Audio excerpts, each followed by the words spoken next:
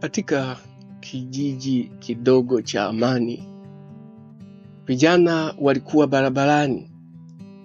Walifanya mambo ambayo hayakuzoeleka. Wapo ambao waliokota mawe na kuyahifadhi katika mifuko. Wengine walinunua mapanga na kuyanoa. Na wapo waliokuwa wakijifunza namna ya kuchoma moto majengo.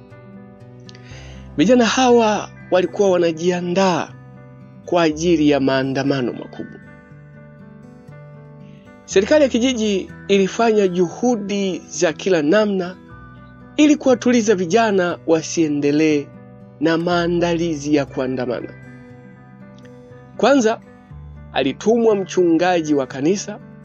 Huyu alikimbizwa, akadondosha koti lake.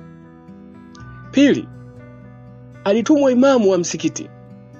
Huyu alikimbizwa, akadondosha kibalagashia chake. Basi hofu ikatanda kijijini.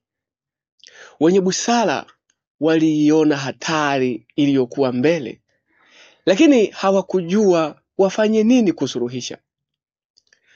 Wageni walizidi kuingia kijijini. Wageni hawa hawakuwa wema hata kidogo. Waliwashawishi vijana waandamane. Yupo mmoja aliyekuwa na sauti ya ajabu. Alisikika akisema, "Vijana, kibomoeni kijiji chetu ili mkijenge upya." Vijana bila kutafakari mara mbili wakashangilia, "Ndio!" Sauti ya ajabu ikaendelea kusema, "Machafuko yakitokea, tukikiharibu kijiji, watakaoumia ni matajiri, maskini wako salama." Vijana wakashangilia tena maneno hayo bila kutafakari mara mbili. Sauti ya ajabu ikaendelea kusema na vijana, "Sasa naomba nimkaribishe dada mwanaharakati. Yeye yuko kijiji cha mbali.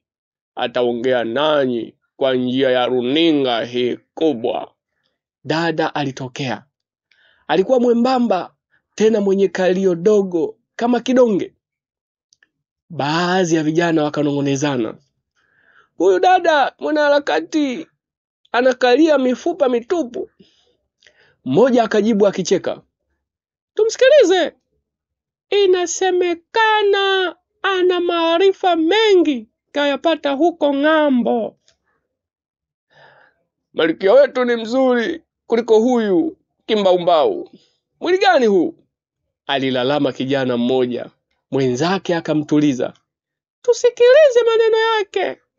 Inasemekana alikuwa mzuri hapo zamani. Harakati zimemfanya sasa anaonekana kituko, lakini anayo mazuri ya kutueleza." Dada mwanaharakati alizungumza mengi.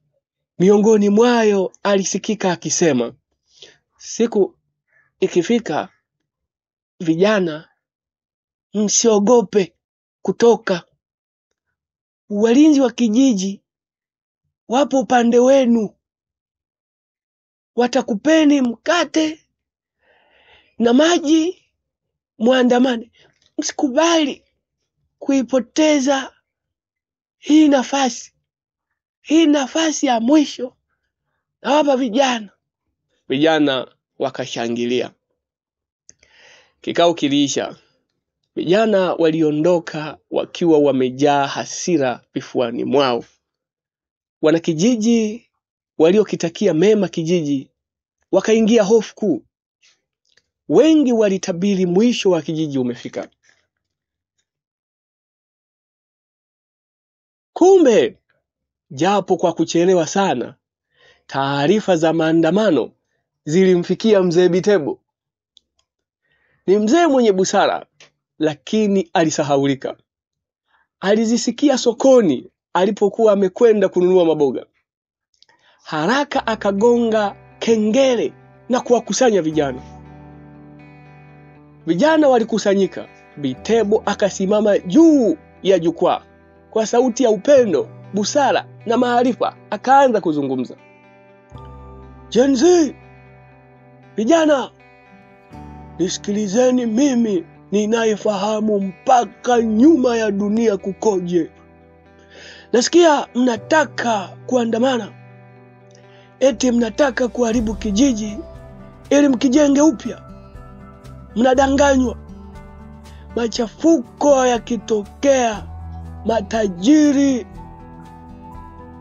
ndio wataumia, maskini watabaki salama. Mnadanganywa kwa maneno haya. Kwani mmesahau yaliyotokea kijiji cha kaskazini, kijiji cha Libya? Libya wameibomoa. Haya, nijibuni. Wameweza kuijenga upya. Mzee Bitebo akanyanyua fimbo yake, akatishia kuwapiga nayo vijana.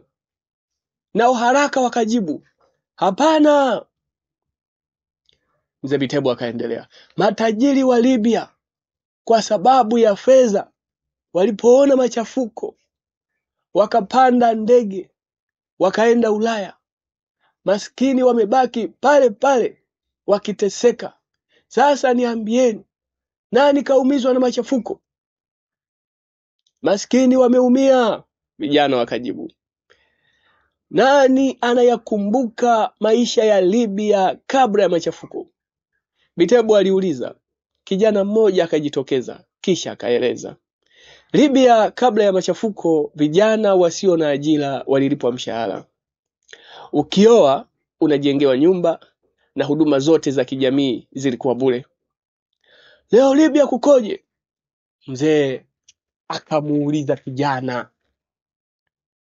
Mwingine akajibu, maisha magumu, mateso yameongezeka. Wengi wanafia baharini wakikimbia nchi yao. Mzee Bitebo akasema, vijana wa kijiji jirani cha Kenya walijifanya wanayapenda machafuko. Lakini nini wamepata? Je, wamepata ajira? Hapana. Wanashiba kwa wakati kama sisi? Hapana. Maskini wameisha Kenya? Hapana. Malalamiko yameisha? Hapana. Tena inasemekana wana njaa kali kiasi hawawezi kujifunza Kiswahili. Vijana wakacheka. Vijana, Bitebo aliita akinyosha mkono wake juu. Gen Z, mnatapeliwa. Wageni wanataka kuvuruga amani yetu.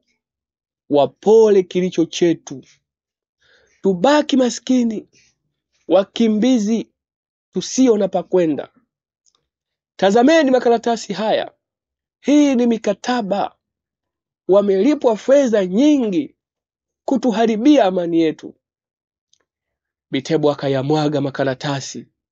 Vijana wakayaokota na kuyasoma. Sasa vijana wakagundua ukweli mzito. Bitebo anawaomba wanyooshe mkono juu. Kisha akawaongoza kutamka maneno ya kiapo. Sisi vijana,